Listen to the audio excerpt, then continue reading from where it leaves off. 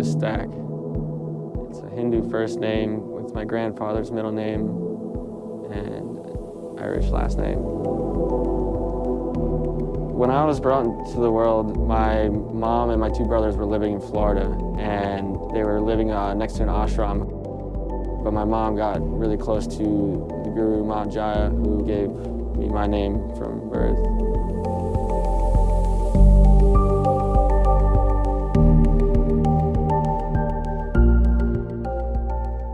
Hail Mary is the merge of a documentary biopic and a traditional surf film. At his home in New York, we go behind the scenes and learn about the life of professional surfer Balaram Stack, perhaps one of the best surfers ever to come out of New York. Unlike many surfing biopics that tend to be self-serving and void of any emotional resonance, Hail Mary pays homage to Balaram's roots and the one main guiding force in his life, his mother, Mary. Through childhood photos and home videos, the film illustrates the beautiful relationship between the two and shows the important bond that helped shape Balaram into becoming the incredible surfer he is today. Multi-award-winning independent filmmaker Ben Gulliver takes us on a beautiful cinematic journey that is Balaram's life. This is the Hail Mary Podcast, a supplement to the upcoming film, where we dive a little deeper into the story of Balaram Stack and the people who helped him along on his journey. I'm Tyler Brewer of the Swell Season Surf Podcast. On the first episode, in order to know who Balaram is, we need to know where he came from, and that story starts way before Balaram was born. It starts in the mid-70s, where Mary Stack, as a single mother, had just moved to Brooklyn with a little toddler named Red, Balaram's oldest brother. It's there, in a tiny apartment, that you can pinpoint as the start of this journey. Mary sat with filmmaker Ben Gulliver going through old photos. This is where we pick up her story.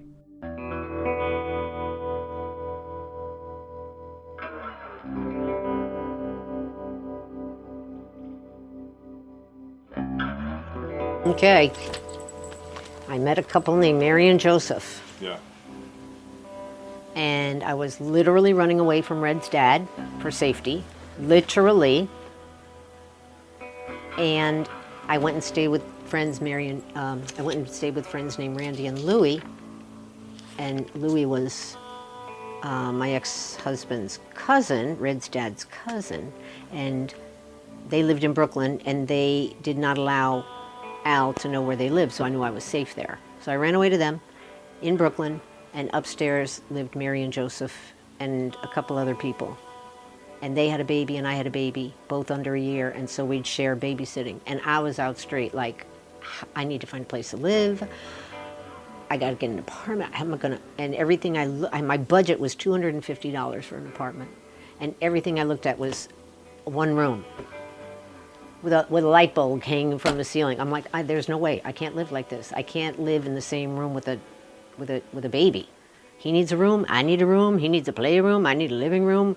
And Mary and Joseph were very kind. And Red was like, he stopped eating. He was only drinking milk. He didn't sleep well. And I'd go upstairs and he'd crawl over on the rug to a spot in the sun and fall asleep. He was perfectly content in that household. I'm like, what is going on up here? And they had pictures of apparently holy men from India, but they looked like men wrapped in diapers to me, and it was all foreign because I was born and raised Catholic, and these people said they were yogis, and I thought that meant they ate yogurt, and that was my introduction to spiritual life. I never quite understood Catholicism and religion and had many questions for them, and they couldn't answer me, but so Mary and Joseph had moved from that hogan in New Mexico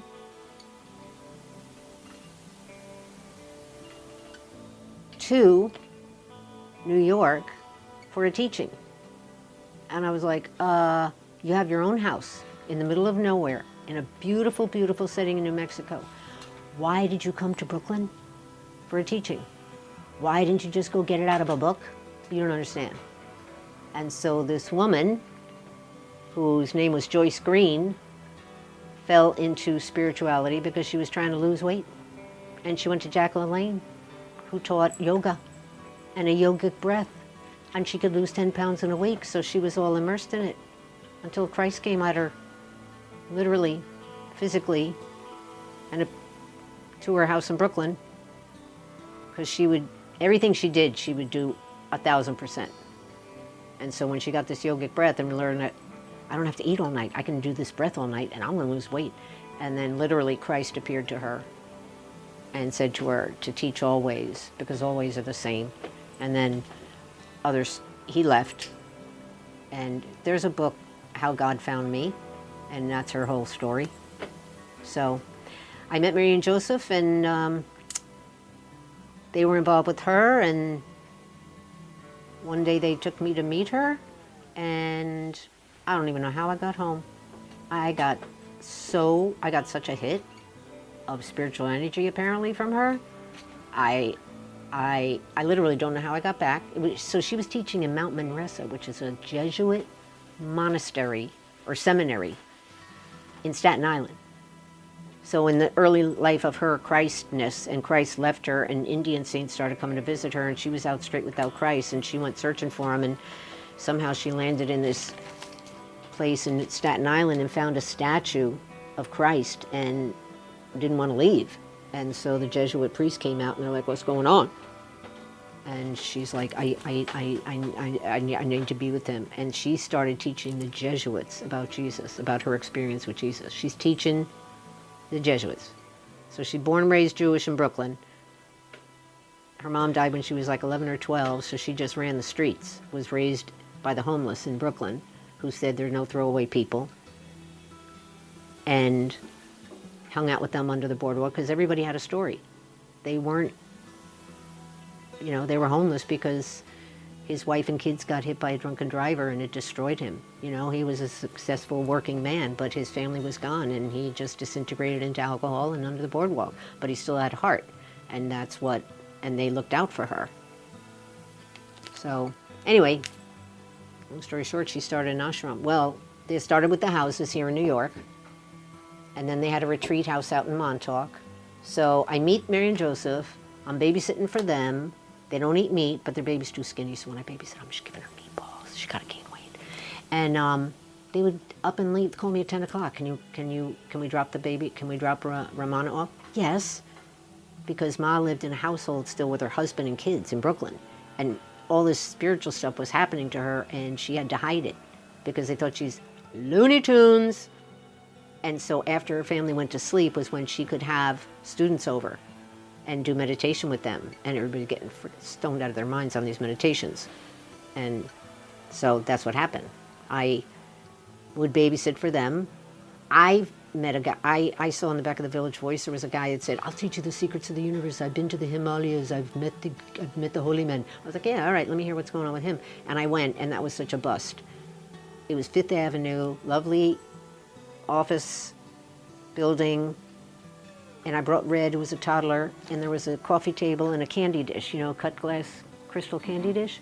And this man's telling me how he's going to share these secrets with me of the universe, and meanwhile, Red's going like this for the candy dish, and this guy's getting more uncomfortable.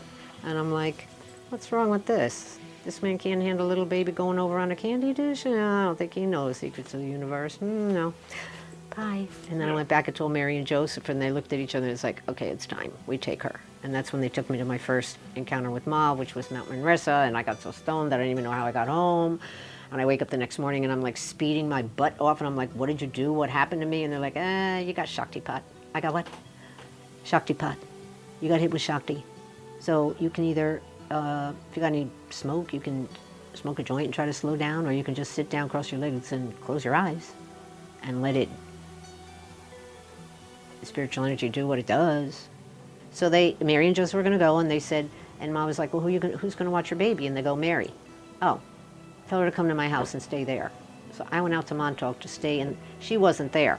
But they come home from that encounter with her, getting their assignment for the weekend, and she tells them, bring Mary. They come, I'm babysitting the two kids in the apartment in Brooklyn, and they burst in the house like like they're going to tell me I won the lotto. They burst in the house with such, and part of me wanted to get up and run as fast as I could, but I was curious. And that's what made me stay. What are you so excited about? And she wasn't Ma then, she was going by the name Joya.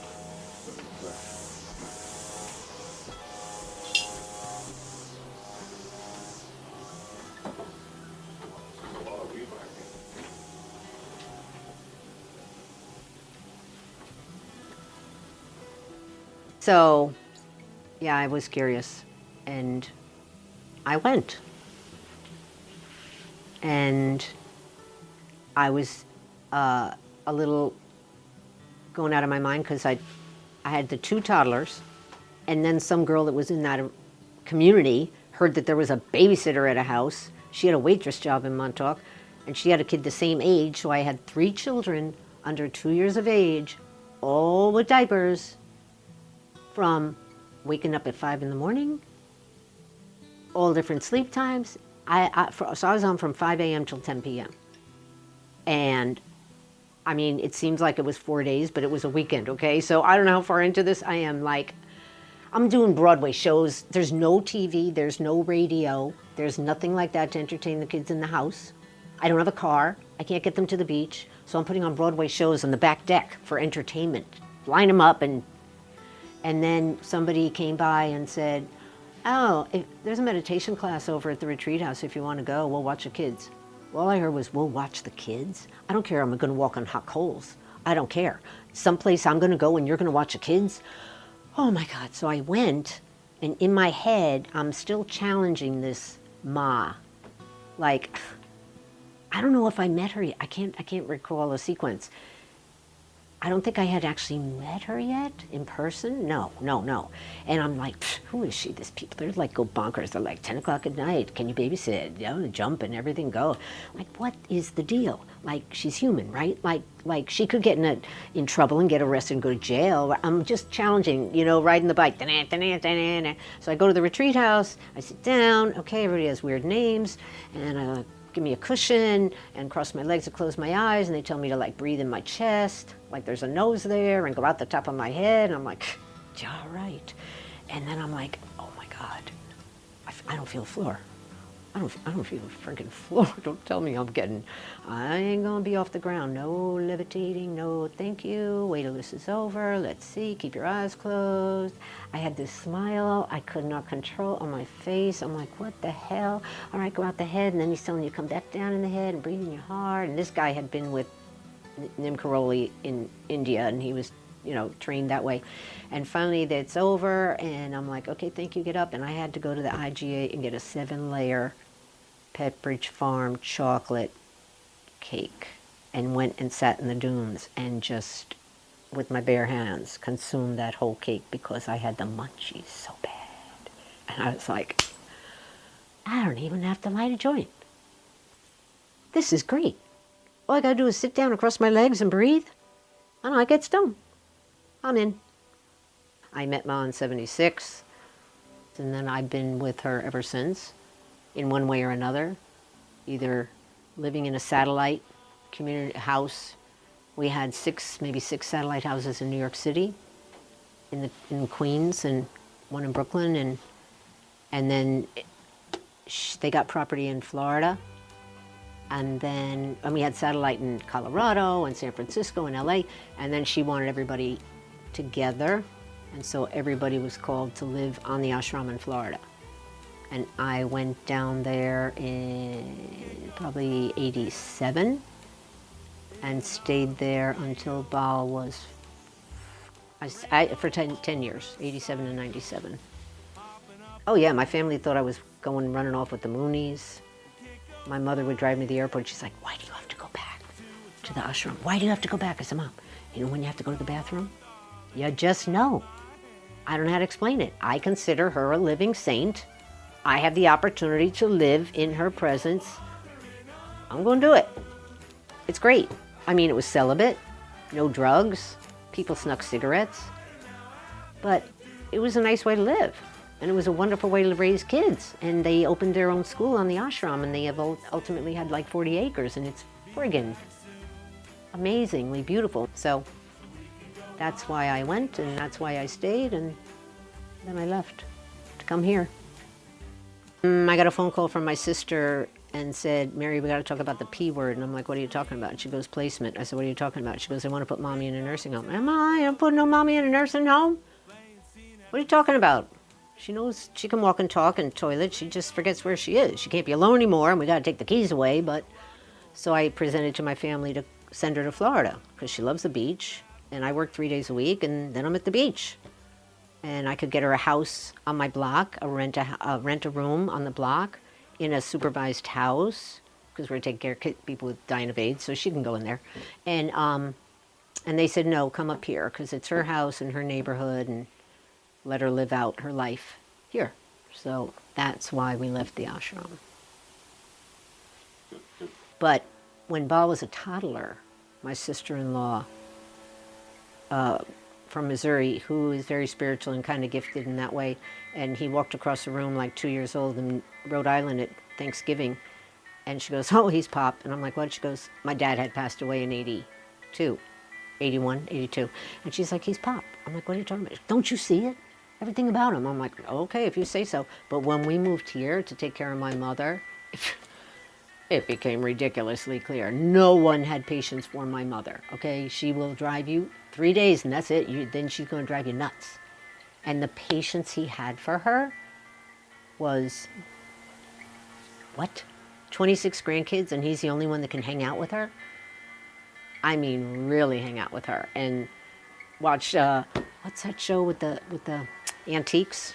Antique Roadshow? Antique Roadshow. And he'd sit up on the bed and watch it. Hey, Nanny, you got anything like that in the house? You do? How much you think it's worth? And she was right there with him.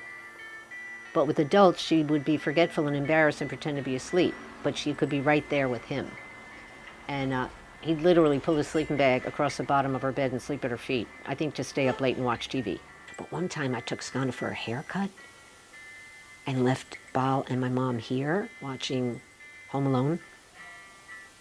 I come back, and he's curled up in the corner of the love seat, and she's like, got her hand on the back, and she's leaning over him, and she goes, Mary, you wouldn't believe what's going on. I almost thought I had to call the police. And he's like, Mom, make her stop. She thought the movie was real life, Home Alone, and he was the kid. And the antics that were going on in the movie, she believed were happening right here. He was very close with her, and he was 9 when she passed here in the house. And his brother said, what are we going to do? And he looked over his shoulder at his brother and said, we're staying. And so Bal and she got along famously.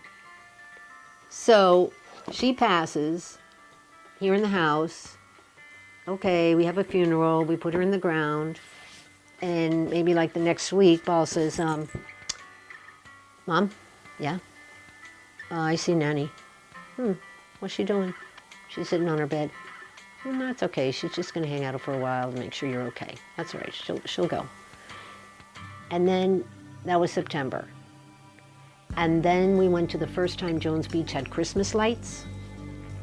You know, drive through the tunnel and all the displays on the side of the road. And that first time was after she passed away. We go the second year to the lights. So now he's 10. And his friends are in the car. And he says, oh, Nanny, this was Nanny's favorite part, the driving through the tunnel. I said, what are you talking about? This is Nanny's favorite part. Well, she died in September, honey. We came here in December, okay? Psh, pay no mind. I just found out this past year. He saw her for a long time. She was in the car with us for the Christmas lights after she passed away. She was sitting here at the table at breakfast every morning for him. And I just found out like months ago. He said, yeah, I saw her for a long time.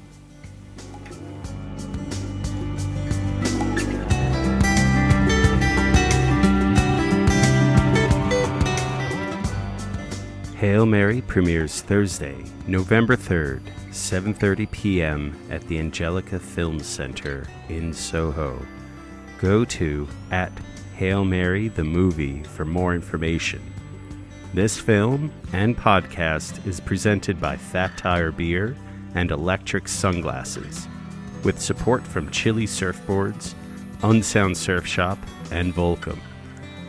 All profits from the premiere will be going to the Clean Ocean Action Organization. For more information, go to www.cleanoceanaction.org. The Hail Mary podcast is produced by the Swell Season Surf Radio Network, recorded by outtakes from Ben Gulliver's recordings. This is the first episode in the series. Stay tuned for more.